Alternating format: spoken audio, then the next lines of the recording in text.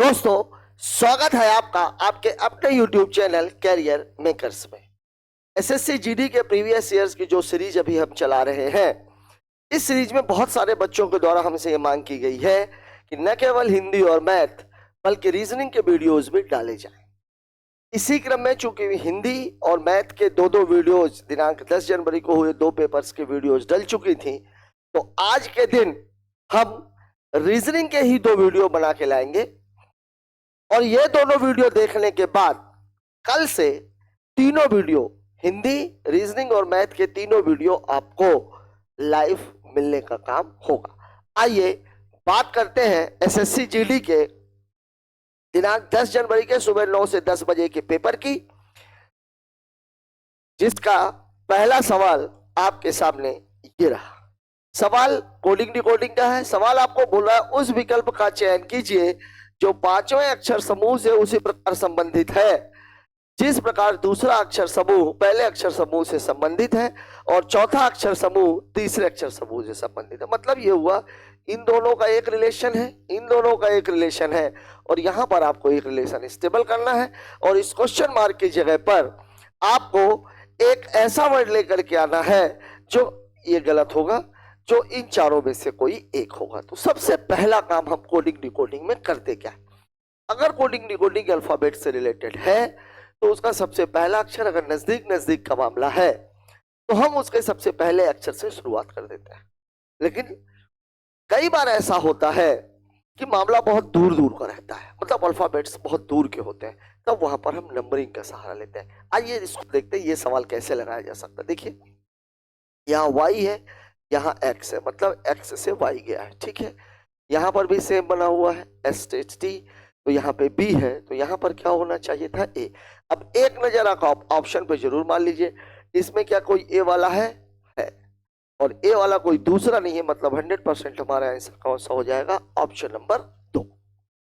चाहो तो आप चेक भी कर सकते हो, जैसे देखो यहाँ पर देखो MNOP फिर OP। अब यहां पर आप देख लीजिए ये B से A बना था, तो ये A का क्या बनेगा? B। ये देखिए B भी है, मतलब हमारा ऑप्शन नंबर 2 सही है। इसमें हमें नंबरिंग करने की आवश्यकता इसलिए नहीं पड़ी क्योंकि बिल्कुल अगल बगल का मामला था। देखिए x y के ठीक पहले का है, x t के ठीक पहले का है, तो b के ठीक पहले क्या होता है? a। ठीक है, ऐसे ही o के बाद हमेशा p आता है, o के बाद p आता है, तो a के बाद क्या जाएगा? b। और ऑप्शन में चूंकि ये हमें मिल रहा था इसलिए हमने तुरंत टिक कर दिया और इसका जो आंसर है वो क्या हो जाएगा? Option number 2। बात कर लेते हैं दूसरे क्वेश्चन की। दूसरा सवाल हमसे क्या कह रहा है? दूसरा सवाल उस विकल्प का चयन कीजिए जो पांचवें अक्षर समूह से उसी प्रकार संबंधित है जिस प्रकार दूसरा अक्षर समूह पहले अक्षर समूह से संबंधित है, चौथा अक्षर समूह तीसरे से संबंधित है। अब देखिए यहाँ पर पहली बात तो ये कि ये लिखा हुआ है कंफर्ट, और आप देखिए अगर मैं देखो यहाँ CO है, MF है, यहाँ पर भी है ORT, मतलब वर्ड्स को बदला नहीं गया है। क्या किया गया है? उसका क्रम पर परिवर्तन किया गया। यही हाल में यहाँ पे देखूं अगर CONTORL ये भी है तो यहाँ पर भी निश्चित तौर पर यही होगा, लेकिन ये क्रम कौन सा है? देखिए यहाँ पर क्या था? CO, तो यहाँ पे क्या हो गया है? OC। ठीक है, यहाँ पे भी देखिए क्या था? CO, तो यहाँ पे भी क्या हो गया है? OC। अब यहाँ देखिए कितना है? DI, तो ये कितना हो जाएगा? IT। देखते हैं कोई है क्या? बिल्कुल है, चौथा नंबर। आपको ज्यादा चेक करने की आवश्यकता नहीं है, एक बार चेंज करने के बाद अगर आपको क्रम पकड़ में आ गया है तो मैं केवल आपसे ये कहूंगा कि एक अक्षर बदलने के बाद आप तुरंत निगाह अपने ऑप्शन पर डालिए। अब अगर मान लीजिए यहां पर आईडी वाला और भी होता तो वास्तव में हुआ क्या? देखिए MF है, ये भी FM हो गया, फिर ये ORT है, TR हो गया, मतलब ऊपर के 4 दो क्रम में बदले हैं। तो यहाँ देखिए DI था तो ये ID हो जाएगा, GI था तो ये IG हो जाएगा और ये LAT हो जाएगा। ये आपका उत्तर था, यही देखिए इसमें दिया भी हुआ है। लेकिन मैं आपको ये बोलूंगा पूरे सवाल को हल करने की आवश्यकता नहीं है। ज्यादातर SSC GD में आपको ज्यादातर कोडिंग के जो भी सवाल आपको मिलेंगे वो पहला, अधिक से अधिक दूसरा, पहला और दूसरे अक्षर को देखने के बाद हो सकता है अगर उसमें 6 या 7 दिए हो तो हो सकता है आपको तीसरा भी देखना पड़े, लेकिन तीसरा देखने के बाद आपको ऑप्शन 100% मिल जाएगा। मतलब पूरा सवाल आपको हल करने की आवश्यकता नहीं है, पूरा क्रम आपको देखने की आवश्यकता नहीं है। बात कर लेते हैं तीसरे सवाल की। तीसरा क्वेश्चन हमसे क्या कह रहा है?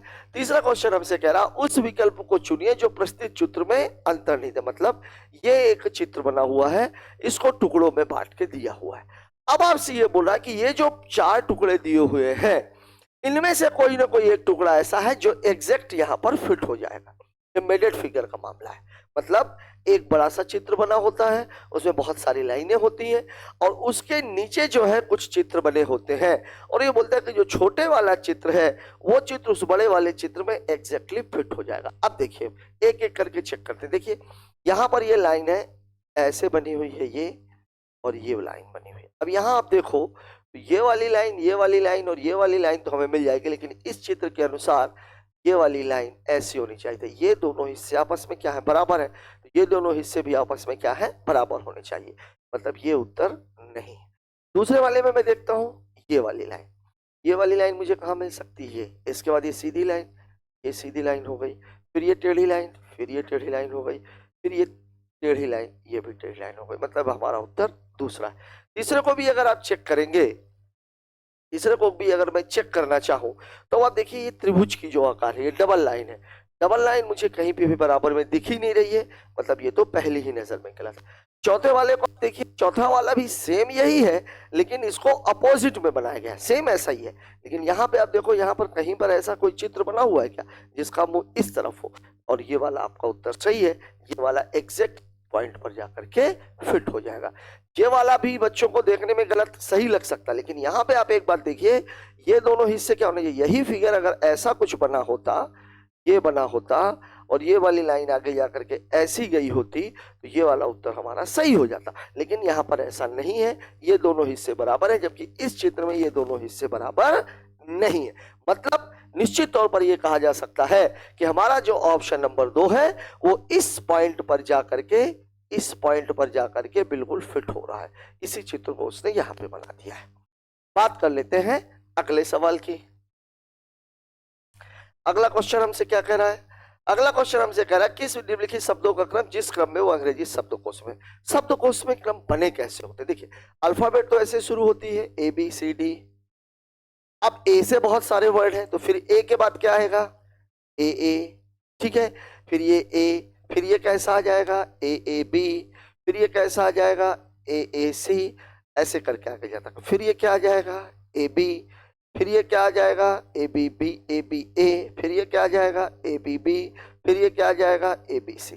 ऐसा इस क्रम में अंग्रेजी का शब्दकोश चलता है। अब देखिए यहाँ पर अगर मैं पहला देखूंगा तो ये भी एम है, ये भी एम है, ये भी एम है, ये भी एम है, ये भी एम है। मतलब यहाँ से हम कुछ भी पता नहीं कर सकते। दूसरे में आप देखो तो AA ही है, ठीक है, यहाँ पे भी दिक्कत नहीं है।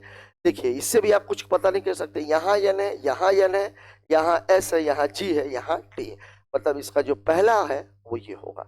अब देखिए G के बाद क्या आता है? अब ये देखिए इन दोनों में आप डिसाइड अभी तुरंत में नहीं कर सकते हो, लेकिन G के बाद क्या आएगा? N ही आएगा।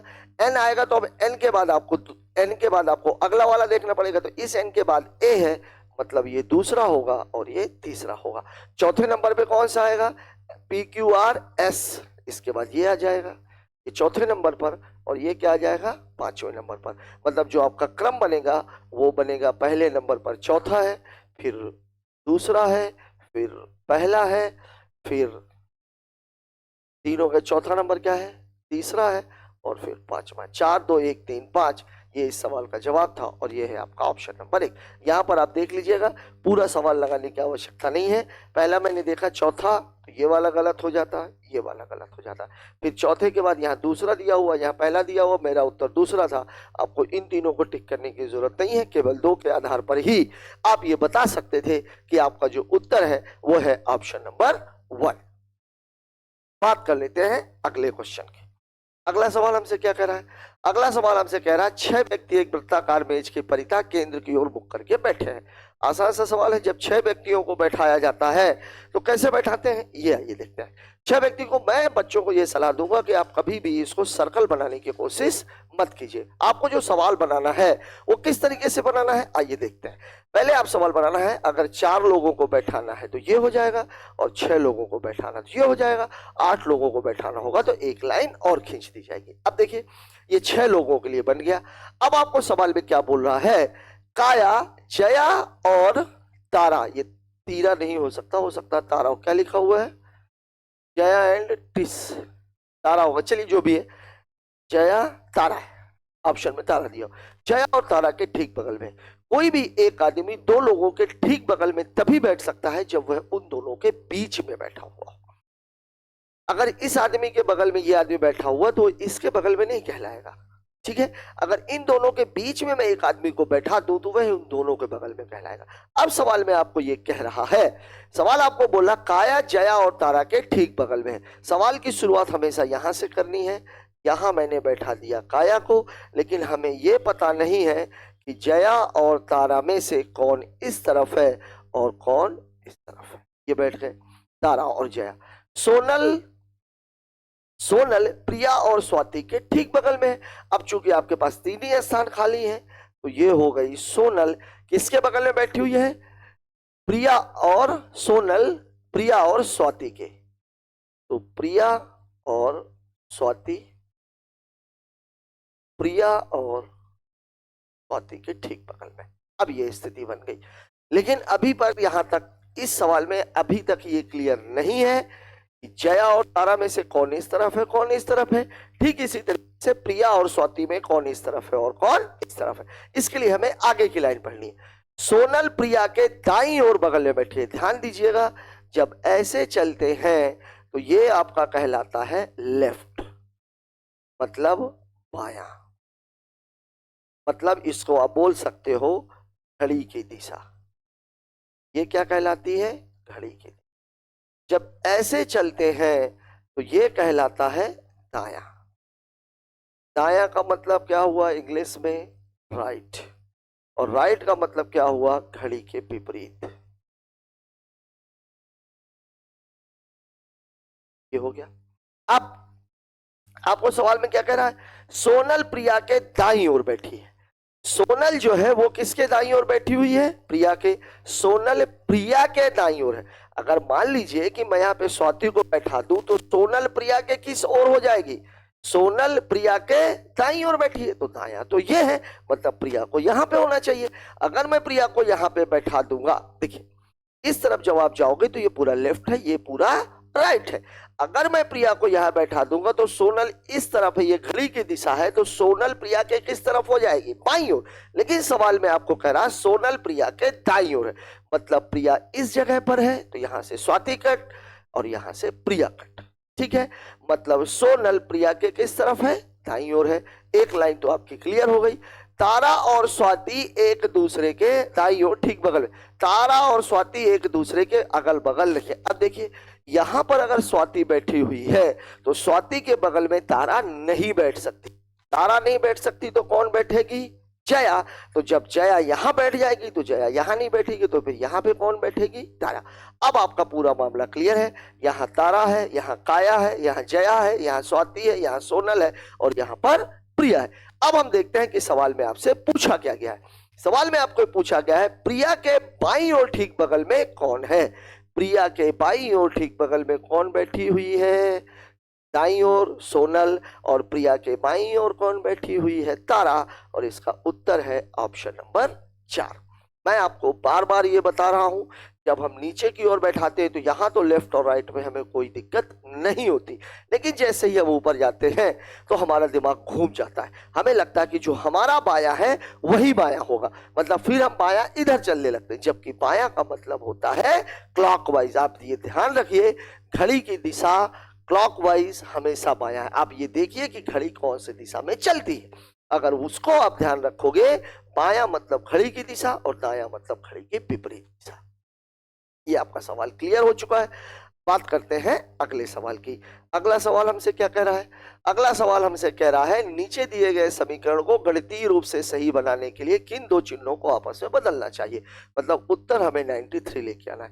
दोस्तों, जब भी मैथमेटिकल ऑपरेशन का कोई भी सवाल आएगा वहां पर आपका हमेशा फोकस होना चाहिए भाग के चिन्ह पर, क्योंकि अगर यहाँ पर डाटा क्लियर दिया गया है इसका मतलब यह है कि जो भाग के बाद वाली चिन्ह है वो पहले वाली संख्या को पूरी तरह से काटेगी ही काटेगी। अब यहां पर देखिए भाग का चिन्ह कहाँ पे लगा हुआ है? इस जगह पर। 18 में से 5 का भाग जाएगा क्या? नहीं। 18 के पहले क्या है? 6 का। मान लीजिए मैं यहाँ पर मल्टीप्लाई रख दूं, मान लीजिए मैं धन की जगह गुणा कर दूं, तो ये 6 में 5 का भाग जाएगा क्या? नहीं जाएगा। इस 5 का जो भाग है वो किस जगह पे, ये भाग कहाँ जा सकता है? 18 में 5 का। मतलब एक चीज क्लियर हो गई कि मुझे भाग के चिन्ह को बदलना है। भाग के चिन्ह को बदलना है तो भाग एक बार किसके साथ बदल रहा है? ऋण के साथ। चलिए अगर मैं यहां भाग लगा दूं और यहां ऋण लगा दूं तो क्या 5 में 9 का भाग जाएगा क्या? नहीं जाएगा। दूसरा एक चीज और देखिए, 72 में अगर मैं 6 का गुणा करूंगा तो 7 6 42, उत्तर 400 के ऊपर आना चाहिए था। मतलब ये वाला चिन्ह तो गड़बड़ है। फिर दूसरी स्थिति क्या है? भाग और गुणा की। चलिए भाग और गुणा वाली स्थिति देख लेते हैं। यहां पर मैं कर देता हूं भाग और यहां पर मैं कर देता हूं गुणा। अब देखिए 72 में 6 का भाग जाएगा, बिल्कुल सही है। अब देखिए 72 में 6 का भाग मैंने दिया तो कितना आ गया? 12। 12 के बाद कितना है? प्लस 18। 18 के बाद कितना है? गुणे 5 और माइनस कितना है? 9। 18 पंचे 90 और ये है -9 और ये है +12। 12 में से 9 जाएगा 3 और 90 में जुड़ जाएगा 93 और यही मेरा उत्तर है। मतलब मेरा ये है जो ऑप्शन नंबर 4 है वो सही है। मैथमेटिकल ऑपरेशन का क्वेश्चन रीजनिंग में आपके जरूर आएगा।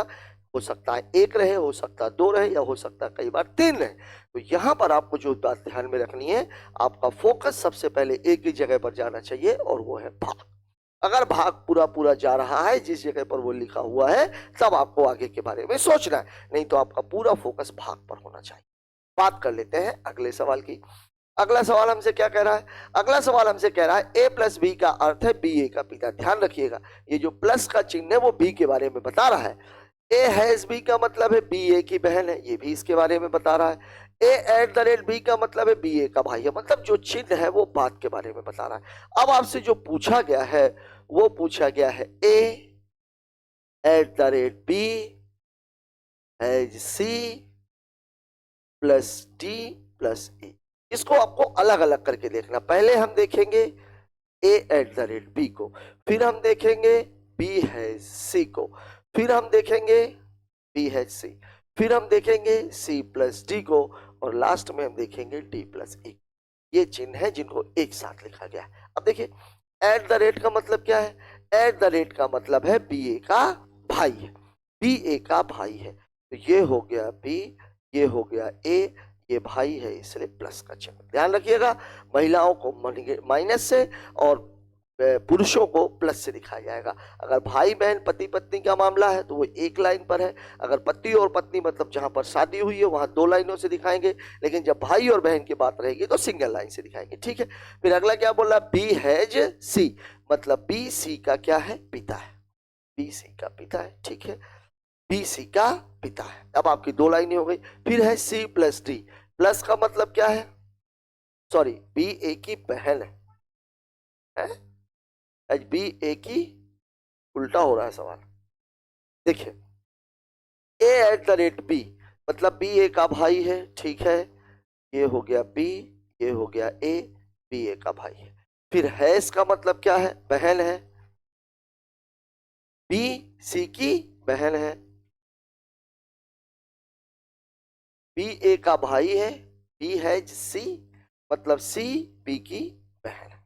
ये हो गया सी बी की बहन है। ठीक है, बाद वाले के बता रहा है सी बी की बहन है। C plus d, c plus d का मतलब क्या है? डी सी का पिता है, डी सी का पिता है। अब यहां पर एक बात जरूर ध्यान रखिएगा कि अगर ये पिता होगा, अगर ये पिता होगा, डी अगर सी का पिता है तो डी बी का भी पिता है और डी ए का भी पिता है। ठीक है, फिर आपको आगे क्या बोल रहा है? आगे बोल रहा है डी प्लस ई, डी प्लस ई मतलब ई डी का पिता है। अब इसके भी आगे एक लाइन में बढ़ गया, डी सी का पिता है और ई जो है वो डी का पिता है। ठीक है, अब आपसे पूछ क्या रहा है? ई ए से किस प्रकार संबंधित है? ई ए से किस प्रकार संबंधित है? एक लाइन ऊपर पिताजी, उसके ऊपर कौन? दादाजी। एक लाइन ऊपर कौन? फादर। उसके ऊपर है तो कौन हो जाएंगे? ग्रैंडफादर। ठीक है, अब हम देख लेते हैं ऑप्शन में क्या दिया हुआ है। ग्रैंडफादर, ये आपका उत्तर। यहीं पर अगर ये पूछ लिया होता ए का ई से क्या संबंध है, तो ए के बारे में आप कंफर्म नहीं कह सकते थे, पोती या पोता। ग्रैंड सन या डॉटर। अब ग्रैंड सन है कि ग्रैंड डॉटर है ये क्लियर नहीं था, चूंकि ए का जो जेंडर है वो क्लियर नहीं है, ये लड़का है कि लड़की है ये बात इस सवाल में क्लियर नहीं की है। बात कर लेते हैं अगले क्वेश्चन की। अगला सवाल हमसे क्या करा है, हाँ सीरीज है, बहुत बढ़िया है सीरीज, बहुत ही सरल है। बैंकिंग में अगर आप देखेंगे तो बहुत टफ सीरीज मिलती है जिसमें बहुत सारे फिगर्स बने होते हैं। अब हम सीरीज में देखना शुरू करते हैं। देखिए यहाँ पे देखिए, पहले आप इसको गौर कीजिए, तीर को, तीर यहाँ पे आ गया, ठीक है, तीर भर यहाँ पे आया हुआ है, बाकी देखिए त्रिभुज B2O सब वहीं के वहीं है, ठीक है भाई। फिर या इससे हम इस पे जाते हैं, तो इस पे हम अगर इससे जाएंगे तो अब आप देख लीजिए ये O2 जो है, ये पूरा का पूरा O2 ये उठ करके यहाँ चला गया है O2। अब ये दो लाइनें उठ करके यहाँ पे चली गई हैं। फिर आप देखिए, फिर होना क्या चाहिए था, एक नया चिन्ह आ गया त्रिभुज, और ये एरो और त्रिभुज बी को हटा करके इसने क्या ले लिया है, ठीक है। इससे जब इस पे गए फिर ये त्रिभुज उठ के यहाँ पे पहुंच गया 2OU त्रिभुज, ठीक है, केवल ये भर बदला हुआ। अब देखिए पहले से दूसरे में जब गए तो केवल एक बदला, दूसरे से तीसरे में जब गए तो दो बदले, तीसरे से चौथे में जब गए तो एक बदला, तो अब चौथे से पांचवें में जाएंगे तो कितने बदलेंगे, कितने बदलेंगे, दो। अब देखिए कौन से दो बदलेंगे, ये वाले। अब आपका जो फिगर बनेगा वो क्या बन जाएगा, ये वाला। बात समझ रहे हो आप, त्रिभुज और यू, ये देखिए O2 ऐसे ही, ये ऐसे उठ करके यहाँ चला गया, यही उठ करके यहाँ पे चला गया। फिर आप देखिए जब इससे इस पे जब आप गए थे तो यहाँ देखिए ये दोनों तो सेम रह गए थे, लेकिन ये वाला अक्षर बदल गया था, तो बदलेगा कौन सा, O। ये दोनों तो सेम ही रह जाएंगे, ये त्रिभुज और दो, ये दोनों तो सेम ही रह जाएंगे, लेकिन यहाँ पर कोई नया फिगर आएगा। अब आप खुद देखिए, इसको मिला लीजिए, देखिए लास्ट में त्रिभुज और यू, इसमें नहीं है, इसमें है, इसमें है, इसमें भी नहीं है। अब इसमें देखिए लास्ट वाले दोनों क्या बना हुआ है, लास्ट वाले दोनों में दो और त्रिभुज, दो और त्रिभुज, दो और त्रिभुज, यहीं से देख के पता लग रहा है कि ये होगा, लेकिन यहाँ O है, यहाँ ये है, मतलब ऑप्शन आपका कौन सा सही है, तीसरा नंबर, ये वाला आपका ऑप्शन गलत है। देखिए मैं आपको बार बार बता रहा हूं, पहले से दूसरों में जो चेंज हुआ एक फिगर, दूसरे से तीसरे में चेंज हुए दो फिगर, तीसरे से चौथे में चेंज हुआ एक फिगर, चौथे से पांचवें में चेंज हो गए दो फिगर। यहां पर आप गौर करिए इस वाले को और इस वाले को, देखिए ये दोनों उठ करके कहां पहुंच गए हैं, इस जगह पर एज इट इज, और ये दोनों जो थे एरो और त्रिभुज ये यहाँ पर है। सेम चीज जब यहाँ पर आएगी इस पॉइंट पर, ये O और 2 जब यहाँ पहुंच गए थे तो ये दोनों जब यहाँ जाएंगे तो ये हो जाएगा Q और ये हो जाएगा एरो। देखिए 0 और 2, 0 और 2 सेम, अच्छा ये उल्टा लिख दिया था मैंने, सॉरी, Q और ये हो गया। अब देखिए इसके बाद ये दोनों बिल्कुल यहीं पर रहेंगे, त्रिभुज और 2, और इस जगह पर कोई नया फिगर आना है, यहां पर क्या आना है, नया। अब आप खुद देखिए इस पूरे में U और त्रिभुज कहां पर है, इसमें है, U और त्रिभुज कहां पर है, इसमें है, ये वाला गलत, ये वाला गलत, त्रिभुज और दो, त्रिभुज और दो इसमें है और इसमें भी है, यहां पर O पुराना फिगर है, यहां पर स्टार नया फिगर है, इसलिए उत्तर कौन सा होगा, एक नंबर। सॉरी पहले U और त्रिभुज को देखने में गलती हो गई थी, यहीं पर आप देखिए पहले दूसरे में जो चीज फॉलो हुई है तीसरे से चौथे में वही चीज फॉलो हुई है, तो जो चीज दूसरे से तीसरे में फॉलो होगी वही चौथे से पांचवें में फॉलो हो जाएगी। बात कर लेते हैं अगले सवाल की। अगला सवाल हमसे क्या कह रहा है, संख्याओं को उसके घटक अंकों में विभाजित किए बिना पूर्ण संख्याओं पर ही गणितीय 13 में जोड़ना घटाना आदि नहीं किया जा सकता को, मतलब सवाल में इसमें 2 और 0 को पार्ट करके आप कोई भी सवाल नहीं कर सकते। यहाँ देखिए 20 और 30 के बाद ये संख्या बड़ी है, 35 और 25 के बाद ये संख्या भी बड़ी है। अगर मान लीजिए मैं इन दोनों को मल्टीप्लाई करूं तो उत्तर कितना आना चाहिए था, 600, और इन दोनों को मल्टीप्लाई करता तो यहाँ पर इकाई का अंक कितना आना चाहिए था, 5। ये तो हो नहीं रहा, ठीक है भाई, मतलब ये वाला मामला गड़बड़ है। अब एक काम करते हैं, 20 और 30 को अगर मैं जोड़ दूं तो कितना आ जाएगा, 50। अगर 450 बनाना है तो हम कितना कर देंगे, 9। 35 और 25 को जोड़ देंगे तो कितना आ जाएगा, 60। फिर मैंने 9 का गुणा कर दिया, ये कितना हो गया, 450, ये कितना हो गया 540। मतलब मेरा ये वाला तरीका सही है। अब इसको हम चेक कर लेते हैं। 18 और 7 25, 25 नहीं है 225, यही सही है। 20 9 29, 5 का गुणा नहीं होगा। 18 15 23 नहीं होगा। 16 नहीं होगा। कौन सा नंबर सही है आपका? केवल पहला। आपको दूसरा तीसरा और चौथा चेक करने की आवश्यकता नहीं है। ये मैं आपको केवल इसलिए बता रहा था कि हो सकता है कि ये 9 है, ये भी 9 है, हो सकता है 10 वाला मल्टीप्लिकेशन कर दिया गया, हो सकता है 8 वाला। अगर दो हमको ऐसे मिल गए होते तो फिर और 10 के ऊपर भी विचार करते। बात कर लेते हैं अगले क्वेश्चन की। अगला सवाल हमसे क्या कह रहा है? अगला सवाल हमसे कह रहा है एक निश्चित कूट भाषा में कार्ड लाइट को स्ट्रॉ हैंडल, ये देखिए कार्ड लाइट को स्ट्रॉ हैंडल, ठीक है। एक काम करते हैं, ये कोड है, इस कोड को हम ऊपर ले लेते हैं, ठीक है। इसी तरीके से प्लग लाइट को टॉयज हैंडल, ठीक। इसी तरीके से कार्ड प्लग को टॉयज स्ट्रॉ। पूछ क्या रहा है यहाँ पर? सबसे इंपॉर्टेंट चीज होती है कि पूछ क्या रहा है। पूछ क्या रहा है? कार्ड। सबसे पहला काम ये देखिए कि कार्ड आया कहां पे, और कार्ड क्या एक बार की बजाय दूसरी बार भी आया है? अगर वो दूसरी बार नहीं आया तो फिर कार्ड के साथ जो है उसको आप हटाने की कोशिश कीजिए। और अगर कार्ड एक बार से दो बार आया हुआ है, दो जगह पर आया हुआ है, तो उसमें कुछ ना कुछ कॉमन भी आया होगा। जैसे यहाँ पे देखिए ये कार्ड है और ये भी कार्ड है। अब देखिए इन दोनों में कॉमन क्या है? ये क्या है? स्ट्रॉ हैंडल, और ये क्या है? Toys straw. यहां पर भी स्ट्रॉ है, यहां पर भी स्ट्रॉ है, मतलब आपका उत्तर ही स्ट्रॉ है। कुछ करने की आवश्यकता नहीं है। जिसके बारे में पूछ रहा है आपका फोकस सबसे पहली नजर पर उसी जगह पर जाना चाहिए। बात कर लेते हैं अगले सवाल की। अगला सवाल हमसे क्या कह रहा है? फिर वही बात, मैंने आपको क्या बोला था, जब भी इस तरह की कोडिंग हो सबसे पहला काम आपको ये देखना है कि पहले अक्षर के बारे में क्या है। अगर मान लीजिए पहले अक्षर से आंसर मिल गया तो वेल एंड गुड, तब दूसरा देख लेंगे। दूसरे से मिल गया तो वेल एंड गुड, अगर दूसरे से भी नहीं मिला तो फिर आप नंबरिंग कर लेंगे। देखते हैं यहां देखिए क्या है, जेड जेड, ये तो सबसे लास्ट ही हो गया, तो यहां से शुरू करते हैं। एम एन ओ पी छोड़ के क्यू हो गया, डब्लू छोड़ एक्स वाई छोड़ के जेड हो गया, मतलब दो दो का फर्क है। ओपी छोड़ के क्यू, तो आर एस छोड़ के क्या होना चाहिए था? टी। यू बी छोड़ के डब्लू, ठीक है। मतलब पहला अक्षर हमारा टी होना चाहिए था, देख लीजिए टी यहीं से मिल गया। अब हमको बाकी के चेक करने की आवश्यकता नहीं है। अगर मान लीजिए एक टी और मिल गया होता तब हम दूसरा भी चेक करते। दूसरे में देखिए यहाँ पे क्या है? एक्स, यहाँ पे क्या है? एक्स, मतलब पीछे का मामला है। ओ है, ओ के बाद फिर पी क्यू छोड़ के क्या हो गया? आर। यहाँ पर एक्स वाई जेड छोड़ के क्या हो गया? ए। तो अब पी क्यू छोड़ करके आर था, तो एस टी छोड़ के मुझे क्या लेना पड़ता? यू। मतलब दूसरा अक्षर मेरा क्या हो जाता? यू, और टी के बाद यू आपको दिया गया है। अब मुझे चूंकि पहले के बाद दूसरा चेक करने की, आप टाइम किल करने की आवश्यकता नहीं है कि हम चारों के चारों का देखेंगे, बिल्कुल नहीं। पहला जैसे ही आपका अंदाजा लगा, आप देखिए कि ऑप्शन में है कि नहीं। अगर वो ऑप्शन सिंगल है तो आप उसी को टिक कर। बात कर लेते हैं अगले सवाल की। अगला सवाल हमसे क्या कह रहा है? निम्नलिखित में से कौन सी संख्या दी गई श्रृंखला में प्रश्न चिन्ह के स्थान पर आएगी? नंबर सीरीज का सवाल है। नंबर सीरीज के सवाल में सबसे इंपॉर्टेंट चीज होती है डिफरेंस देखना। अगर डिफरेंस पहले और लास्ट के बीच में बहुत ज्यादा है, इसका मतलब मामला मल्टीप्लिकेशन। लेकिन अगर डिफरेंस कम है, लगातार आसपास की संख्या दी गई है, मतलब आपको सबसे पहला काम जो करना है वो है जोड़ना घटाना। यहां मैं देख रहा हूं यहां 33 है और यहां 69 है, मतलब अंतर बहुत ज्यादा नहीं। तो आप क्या करेंगे? जोड़ने घटाने का मामला है, घटा लीजिए।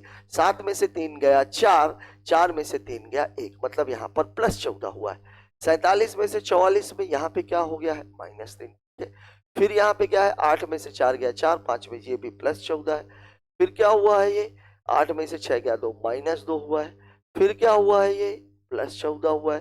फिर क्या हुआ है? ये -1। देखिए कितना बढ़िया, +14 -3 +14 -2 +14 -1। तो अगला वाला डाटा क्या होगा? +14 और फिर क्या हो जाएगा? 0। मतलब 9 4 13, 6 1 7 1 8। यहाँ पर भी 83 होता और यहाँ पर भी उत्तर क्या आएगा? 83। क्योंकि आपसे इसका पूछा हुआ है, इसलिए इसका उत्तर है ऑप्शन नंबर 2। नंबर सीरीज में आप एक बात ध्यान रखिएगा, अभी चूंकि हमारे प्लेलिस्ट में नंबर सीरीज नहीं डली हुई है, लेकिन जिस दिन हम नंबर सीरीज अभी आपको 2-4 दिनों के अंदर पढ़ाएंगे, प्लेलिस्ट में आप जाकर के पूरी नंबर सीरीज को अच्छे से देखिएगा। उसमें आपको देखने के लिए मिलेगा नंबर सीरीज पकड़ने का एकमात्र तरीका है पहले और आखिरी अंक जो है उनके बीच का डिफरेंस। यदि वो ज्यादा है तो मामला मल्टीप्लिकेशन का है, अगर वो कम है तो मामला एडिशन और सब्सट्रैक्शन का है। बात कर लेते हैं अगले सवाल की। अगला सवाल हमसे क्या कह रहा है, एक निश्चित कूट भाषा में फोर्स को 47, ग्रीन को 49। जब कभी देखिए यहाँ 5 अल्फाबेट हैं लेकिन नंबर्स कितने दिए हुए हैं 2, या कई बार 1 भी दे सकता है।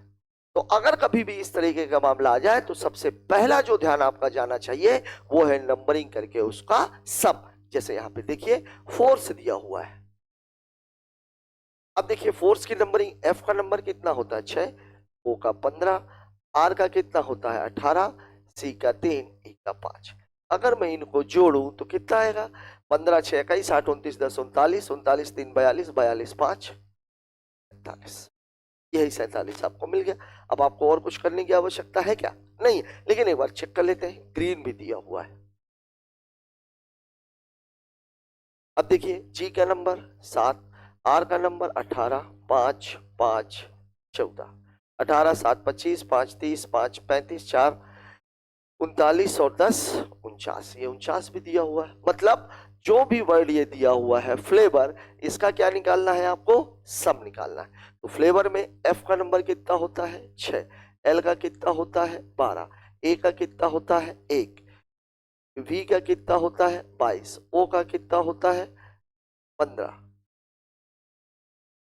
यू का कितना होता है यू भी 21, आर का कितना होता है 18। अब आप इनको जोड़ लीजिए, ठीक है, 12 6 18, 1 19, 2 21, 20 41, 5 46, 10 56, 1 57, 20 77, 77 और 8 85 और 10 95। यही आपका उत्तर है और ये है आपका ऑप्शन नंबर 1। ये ध्यान रखिएगा, कोडिंग में अगर कभी भी अल्फाबेट्स के नंबर्स जाता है, इसको ऐसे भी लिख सकता था, मान लीजिए इसको कर देता ये 11, कई बार इसको ऐसा भी कर सकता था 2, जैसे इसको लिख देता 9 4 13 और फिर इसको कर देता 4, तब हमारा उत्तर कितना हो जाता 9 5 14, कितना हो जाता 5। मतलब अल्फाबेट्स ज्यादा है, डिजिट्स कम है, तो आप समझ लीजिए कि मामला सबका है। बात कर लेते हैं अगले सवाल की। अगला क्वेश्चन हमसे क्या कह रहा, फिर से वही मैथमेटिकल सीरीज। मैथमेटिकल सीरीज में सबसे पहला ध्यान भागे पर, सबसे पहला ध्यान भागे पर। जैसे देखिए इस भाग को हटा करके अगर मैं यहां लगा दूं, इन दोनों को अगर मैं चेंज करूं तो यहां धन चला जाएगा, 7 केवल 42 को काट सकता है, 42 में 16 नहीं कटेगा, यहां भाग लगा देंगे तो नहीं कटेगा, यहां भी भाग लगा देंगे तो नहीं कटेगा, यहां भी भाग लगा देंगे तो नहीं कटेगा। मतलब एक चीज कंफर्म है कि भाग तो बदलेगा, और भागे अगर 7 है तो 7 है तो 7 का भाग केवल किस पे जा सकता, 42 पे, और किसी पे नहीं जा सकता। लेकिन अगर ये मामला ऐसा रहे 42 धन 16 और बटे 7, सॉरी बटे तो होगा ही नहीं, भागे 7, कुछ हो सकता है क्या, 16 में 7 का भाग जाएगा ही नहीं। तो आपको क्या करना हो सकता है, यहां पर अगर मैं गुणा कर दूं, मान लीजिए ऐसा लिख दूं मैं 42 गुणे 16 बटे 7, तो ये 7 42 को कट कर देगा। मतलब अगर मैं इसको यहां पर ले आता हूं भागे को, तो फिर तो क्या दिक्कत है, यहां अगर मैं इन दोनों को चेंज कर दूंगा तो कटेगा क्या, नहीं कटेगा। मतलब मुझे बदलना किसको है, प्लस को। तो प्लस के लिए कौन कौन से दिए हुए भाई, एक तो ये है प्लस और भागे का, और दूसरा ये है प्लस और माइनस का, और भी है क्या, अच्छा एक ये भी है प्लस और इनटू का। प्लस और भागे को हम नहीं बदल सकते, मतलब ये ऑप्शन नहीं हो सकता। प्लस और गुणा, प्लस और गुणा, गुणे को अगर मैं यहाँ पे लेके आ जाऊं, गुणा यहां कर दूं प्लस यहां कर दूं तो हो सकता है। देखिए 7 छक 42, 16 छक्के 96, माइनस 36 प्लस 16, 96 36 60 16 76, गजब, यही उत्तर है। इसको बदलना है, अगर मान लीजिए मैं इसको बदलता प्लस और माइनस को, माइनस को मैं यहां ले आता, प्लस को मैं यहां ले जाता, तो माइनस आ जाता, तो आपका सोल्यूशन होता क्या, नहीं। अगर मुझे 7 को हटाना है, 7 से संख्या को काटनी है, मतलब मुझे इस प्लस की जगह इनटू का मार्क चाहिए ही चाहिए। यही आपके सवाल का जवाब था, ऑप्शन नंबर 3। बात कर लेते हैं अगले क्वेश्चन की। अगला सवाल हमसे क्या कह रहा है, सिलॉक्स। दोस्तों सिलॉक्स लोग दो तरह से लगाते हैं, एक तो गोल डब्बे वाले हैं, और दूसरा है जो सबसे बेहतरीन तरीका है वो है 50 और 100 का। इसमें मैं आपको एक बात बता दूं, अभी शायद ये सीधे सीधे सवाल पूछे जा रहे हैं, लेकिन अभी कंट्राडिक्टरी और पॉसिबिलिटी के क्वेश्चन बहुत ज्यादा आ रहे हैं। अभी हाल ही में जो एमपी कांस्टेबल का एग्जाम हुआ उसमें भी इसके क्वेश्चंस आए हुए थे, और अब तो इससे थोड़ा सा 2 कदम और आगे जा रहा है, सोलॉक्स से हट करके वो कथन और निष्कर्ष की तरफ जा रहा है। यहां पर मैं आपको एक बात बता दूं, दोनों तरीके से मैं बता देता हूं। यहां पर देखिए 2 टर्म होते हैं। 2 टर्म कौन कौन से हैं? एक है बोतल और एक है बैग, और दोनों पदों के पहले और बाद में कुछ लिखा रहता है। तो अगर मान लीजिए पद के पहले, अभी मैं किसकी बात कर रहा हूं? पद के पहले अगर क्या लिखा हुआ है? कुछ, तो उस पद का मान 50 हो जाएगा। अगर लिखा हुआ है सभी और कोई, तो उसका मान हो जाएगा 100। और पद के बाद अगर है लिखा हुआ है तो मान होगा 50, और अगर नहीं लिखा हुआ है तो मान होगा 100। ये बात आपको याद रखनी है। और जब एक से ज्यादा पद होते हैं तो जो मध्य पद होता है, मध्य पद मतलब जो दोनों ही जगहों पर उपस्थित हो, उसका मान कम से कम किसी एक में 100 का होना आवश्यक है। इस सवाल में आप देखिए, यहां पर देखिए सभी बोतलें बैग है, बोतल की वैल्यू कितनी है? 100, बैग की वैल्यू कितनी है? 50। यहां पर बैग 50, पेंसिल 50, फिर पेंसिल 50 और शार्पनर भी 50। अब यहां आप देखिए मिडिल टर्म कौन सा है? बैग, और दूसरा मिडिल टर्म कौन सा है? पेंसिल। बैग की वैल्यू दोनों जगह 50 है, पेंसिल की वैल्यू दोनों जगह 50 है, मतलब ये जो मध्य पद है ये मध्य पद वैलिड नहीं है। अब निष्कर्ष किसके किसके बीच में निकला हुआ है? शार्पनर और बोतल। ये शार्पनर है, ये बोतल है। शार्पनर से बोतल तक जाने के लिए मुझे बैग की भी आवश्यकता पड़ेगी और पेंसिल की भी आवश्यकता पड़ेगी। ना तो बैग वैलिड है ना तो पेंसिल वैलिड है, इसलिए ये उत्तर भी वैलिड नहीं होगा। दूसरा बनाया है बोतल और पेंसिल। बोतल कहाँ है? यहाँ पर। पेंसिल कहाँ है? यहाँ पर। बोतल से पेंसिल तक जाने के लिए मुझे बैग की आवश्यकता है, और बैग जो है वो वैलिड नहीं है, इसलिए ये उत्तर भी वैलिड नहीं है। तो इसका उत्तर हो जाएगा ना तो निष्कर्ष 1 और ना ही निष्कर्ष 2। ये तो हो गई इसकी बात। अब अगर मैं इसकी बात करूं, सभी बोतलें बैग, ये बन गया। ये क्या हो जाएगा? ये है हमारी बोतल और ये है हमारा बैग। सभी बोतलें बैग है। फिर क्या बोल रहा है? कुछ बैग पेंसिलें हैं। अब यहां ध्यान दीजिएगा, कुछ बैग, बोतल से मत मिला दीजिएगा। कुछ बैग क्या है? पेंसिलें हैं। फिर क्या बोल रहा है? कुछ पेंसिलें शार्पनर है। ये हमारा बन गया कुछ पेंसिलें शार्पनर, ये हमारा चित्र बन गया। कुछ शार्पनर बोतलें हैं, शार्पनर का बोतल से कोई संबंध है क्या? फिर क्या बोल रहा है? कुछ बोतलें पेंसिलें हैं, बोतलों का पेंसिलों से कोई संबंध है क्या? नहीं है, मतलब दोनों ही निष्कर्ष गलत है। अब दोनों में फर्क ये है कि ये वाला जो तरीका है, ये तरीका कंट्राडिक्टरी और पॉसिबिलिटी में गलत हो जाता है, और ये वाला जो तरीका है वो एवरग्रीन है। पहली बात। दूसरी बात, यहां पर आपको कोई ना कोई ड्राइंग बनानी है, लेकिन इस जगह पर आपको कोई भी ड्राइंग बनाने की जरूरत नहीं है। आपको केवल मिडिल टर्म देखना है और ये देखना है कि पद जो है, कथन जो है वो सकारात्मक है कि नकारात्मक। इसका उत्तर हो जाएगा ऑप्शन नंबर 3। बात कर लेते हैं अगले सवाल की। अगला सवाल हमसे क्या कह रहा है? डाइस का सवाल। डाइस के सवाल में जब भी 2 डाइस बने हुए हो या 2 से 1 से ज्यादा डाइस बने हुए हो, तब उसको लगाने के 2 तरीके हैं। पहला है डाइसों के बीच में जो कॉमन नंबर है वो क्या है। अगर कॉमन नंबर 1 है तो या तो हम क्लॉकवाइज डायरेक्शन में और या तो हम एंटी क्लॉकवाइज डायरेक्शन में घूम जाते हैं। अगर कॉमन नंबर 2 है तो जो बचा हुआ है वो एक दूसरे का अपोजिट होता है। अब यहाँ देखिए, यहाँ पर देखिए P भी है, यहाँ पर भी P है, S भी है, यहाँ पर भी S है। अब पूछ क्या रहा है? U के विपरीत फलक पर। तो U के विपरीत फलक पर क्या हो जाएगा? R, और ये है आपका ऑप्शन नंबर 4। ठीक, क्योंकि यहाँ 2 कॉमन थे। अगर एक ही कॉमन होता तो फिर हम क्लॉकवाइज या एंटी क्लॉकवाइज घूम गए होते। बात कर लेते हैं अगले सवाल की। अगला सवाल फिर से सेटिंग का है। 6 कर्मी है। 6 कर्मी है तो आपको लाइन कैसे खींचनी है? अभी भी जो पिछला सवाल भी आया था वो भी 6 कर्मी का था। ये हो गया। वृत्ताकार मेज पर केंद्र की ओर समान दूरी बनाकर भोजन करें। डी, ई और बी के ठीक बगल में है, दोनों के बगल में है, तो ये हो जाएगा डी। ई और बी के बारे में अभी आप कुछ कह नहीं सकते कौन किधर है। डी, ई और बी के ठीक बगल में है, जबकि सी, ए और एफ के ठीक बगल में है। इसके ए और एफ के बारे में भी आप कुछ नहीं कह सकते। दोनों ही सवाल लगभग एक ही टाइप के हैं। ए और एफ के ठीक बगल में है। यदि ए ई के बाई ओर है, बाया मतलब इधर है।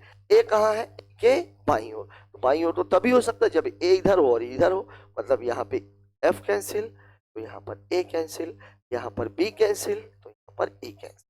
यदि ए के ठीक बगल में है तो सी के बाईं ओर ठीक बगल में कौन बैठा हुआ है, बाईं ओर है, मतलब ये, मतलब उत्तर क्या हो जाएगा एफ, और ये है आपका ऑप्शन नंबर 2। बात कर लेते हैं अगले सवाल की। अगला सवाल हमसे क्या कह रहा है, निम्नलिखित संख्याओं में से कौन सी संख्या दी गई श्रृंखला के प्रश्न चिन्ह के स्थान पर आएगी। नंबर सीरीज का क्वेश्चन है। नंबर सीरीज के क्वेश्चन में मैंने आपको क्या बताया, डिफरेंस देखना है। डिफरेंस जब देखने आप जाओगे तो पहला अंक है 1 और लास्ट अंक है 3906। बहुत ज्यादा, जब बहुत ज्यादा है इसका मतलब मामला मल्टीप्लिकेशन। अब जब मामला मल्टीप्लिकेशन का है तो आप स्टार्ट से नहीं बढ़ोगे, क्योंकि स्टार्ट से धोखा हो जाता है। आप लास्ट डिजिट देखने की कोशिश करो। अभी ये तो है नहीं कि इससे हम इसका अंदाजा लगा लें, लेकिन इन दोनों के बीच में 31 लगभग लगभग कितने गुना है, लगभग लगभग अगर मैं 6 का गुणा करूंगा तो 6 तिरिक 18, 180 के आसपास आना चाहिए था, लेकिन ये 156 दिया हुआ है, मतलब ये लगभग लगभग कितने गुना है, तो 5 गुना। तो अगर ये 5 गुना है तो या तो फिर ये 6 गुना होना चाहिए था, ये 7 गुना होना चाहिए था, फिर ये 4 गुना, ये 3 गुना, या तो फिर ये 5 गुना है तो ये 3, ये 4, ये 5, तो ये फिर ये 6, तो फिर ये 7, तो 6 करेंगे तो 90 और 7 करेंगे तो 9 7 63, बहुत ज्यादा हो जाएगा। मतलब मामला ये नहीं, घटते क्रम वाला हो सकता है। ये हो सकता है कि यहाँ 7 हो, यहाँ 6 हो, यहाँ 5 हो, यहाँ 4 हो, यहाँ 3 हो। अगर मैं इसको 4 लूंगा तो 600, 600 तिरिक 1800, ये भी मामला नहीं है। 5 5 वाला ही तो नहीं है।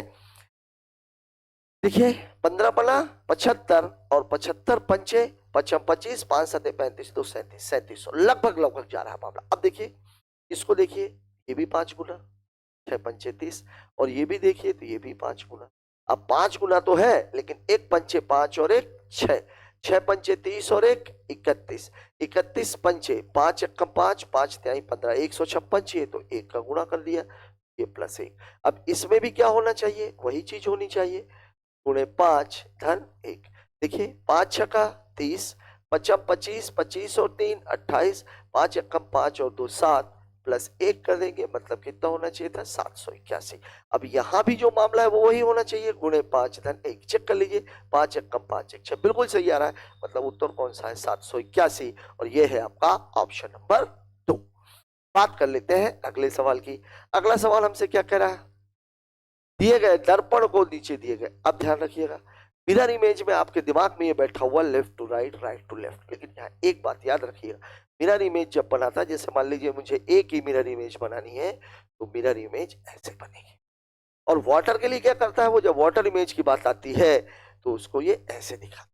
वाटर इमेज में मामला ऊपर का नीचे और नीचे का ऊपर होता है, मिरर इमेज में का मामला बाएं का दाएं और दाएं का बाएं होता है। लेकिन यहाँ पर एक बात याद रखिएगा, अगर मिरर को मैं उठा करके यहाँ पे रख दूं तो ये जो मिरर है ये वाटर की तरह बिहेव करता है। मतलब अगर यहाँ पे रखा हुआ है तो चाहे यहाँ पानी रखा हुआ हो, चाहे यहाँ पे दर्पण रखा हुआ हो, बनेगा वो वाटर इमेज ही। अब यहाँ पे देख लीजिए, अब हमारे दिमाग में, आपके दिमाग में आ गया कि ये वाटर इमेज है, तो सी का उल्टा तो सी ही रहना है, कुछ भी नहीं करना। सी सी दिया हुआ है, ये गलत है। फिर एल का उल्टा, एल ऊपर चला जाएगा लेकिन मुंह इसी तरफ रहेगा, ये देखिए इसका मुंह इधर कर दिया, गलत। ये दोनों सही है। के का मामला ये ऊपर आ जाएगा, ये जो बड़ी वाली डंडी है ये ऊपर, ये के वाली नीचे, ये देखिए इसको पलट दिया इसने, ये गलत, ये ऑप्शन सही। बाकी चेक करने की आवश्यकता नहीं है क्योंकि यहीं से हमें उत्तर मिल गया। चेक करना है आपको, देख लीजिए 3 वी है, वी है, देखिए वी का ये वाला जो मुंह है ये नीचे आ जाएगा, ये सी है, सी का यही रहेगा, एल का ये हो जाएगा, के का मामला इसने इसको छोटा बनाया हुआ है, वी का मामला उल्टा हो जाएगा, 3 का मामला 3 ही रहेगा, 8 का मामला 8 ही रहेगा, जेड का मामला ये हो जाएगा। अब आप मिला लीजिए, देखिए सी एल के वी 3 8 जेड, आपका ऑप्शन नंबर 3 सही है। बात कर लेते हैं अगले सवाल की। अगला सवाल हमसे क्या कह रहा है, फिर से किसका सवाल आ गया, ये कोडिंग का। कोडिंग में मैंने आपको क्या बताया, पहला और दूसरा आपको देखना है, अगर इतने से भी मामला ना बैठे तो फिर आपको क्या कर लेनी है, नंबरिंग। यहाँ देखिए मैं पहले की बात करता हूँ, ई के बाद एफ छोड़ के जी, जी ई के बाद एफ छोड़ा एफ, फिर जी H I J, H I जे, 3 छोड़ दिया के के बाद L M N O P, पहले में 1 छोड़ा, फिर 3 छोड़ा, फिर 5 छोड़ा, तो फिर 5 के बाद कितना छोड़ना चाहिए था, 7। तो फिर क्यू के बाद RSTUVWX, 3 3 6 एक साथ क्या हो जाएगा y, मतलब y होना चाहिए। लेकिन अब देख लीजिए y 2 हो गया, ये नहीं हो सकता, ये नहीं हो सकता। अब आपको पहला वाला चेक करना पड़ेगा। देखिए ये इधर से बढ़ा हुआ है n, n के बाद x के बाद है y, ठीक है। t, t के बाद क्या होता है t u v w, यहां पे भी 3 छोड़ दिया। 3 के बाद n o p q r s t छोड़ दिया, ठीक है। मतलब अब इसके 5 के पहले की बात हो तो l के पहले क्या होगा, m के पहले होगा l, l के पहले क्या हो जाएगा a k l j i h, 3 3 6, h के पहले और क्या हो जाएगा g, और g के पहले क्या हो जाएगा f, मतलब अगला वर्ड है f। और ये कौन सा है, ऑप्शन नंबर 4। यहाँ g है, यहाँ f है, आपका उत्तर कौन सा हो जाएगा, ऑप्शन नंबर 4। बात कर लेते हैं अगले सवाल की। दोस्तों आज के इस वीडियो में आपकी मांग पर हम लेकर के आए थे एसएससी जीडी दिनांक 10 जनवरी को सुबह के पेपर रीजनिंग का सॉल्यूशन। मुझे आशा ही नहीं पूरा भरोसा है कि हमारे द्वारा जो की गई मेहनत है वो आपको अवश्य पसंद आएगी और आपका जो आने वाला एग्जाम है इसके लिए बहुत ही सहायक सिद्ध होगी।